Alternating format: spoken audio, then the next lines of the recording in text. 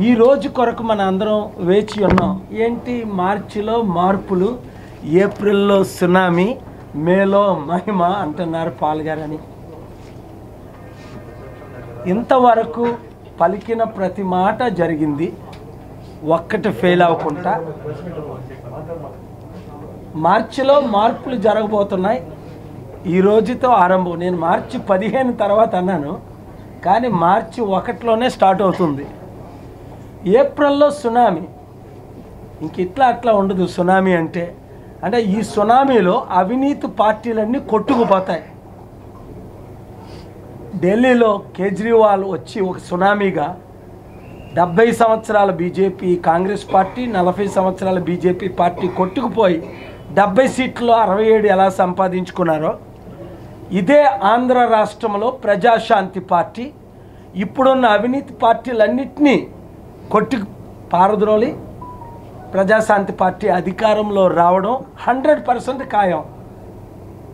దానికి media ఓనర్స్ని, media మిత్రుల్ని నేను సహాయం చేయాలని, అవినీతి లేని రాజ్యం, అందరికీ అధికారం, అందరి అభివృద్ధి మన ధ్యేయం అనే ఉద్దేశంతో ముందుకు వెళ్తున్నాం. కాబట్టి అధికారంలో వచ్చిన ఒకే ఒక సంవత్సరంలో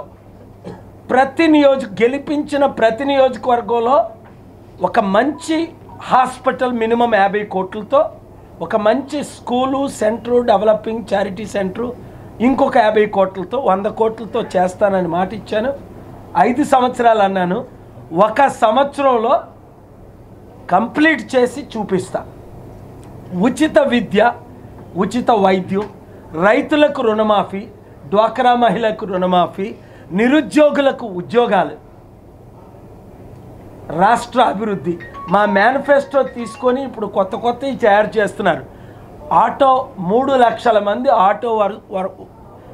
ఆటో ఓనర్స్ ఉన్నారు, కానీ వాళ్ళు ఓనర్స్ కారు, వర్కర్స్. వాళ్ళకి దాదాపు 50,000 రూపాయలు, ఇదే విజయవాడలో నేను చెప్పాను మీకు, 50,000 రూపాయలు అప్పు ఉంది. అనేక ప్రెస్ మీట్లో చెప్పాను. అది మేము రుణమాఫీ చేస్తామని చెప్పారు. ఇప్పుడు ఒక ఆయన 35 సంవత్సరాలు రాజకీయాల్లో ఉండి ఒక్క ఆటో రుణమాఫీ అని మీరు చేశారా?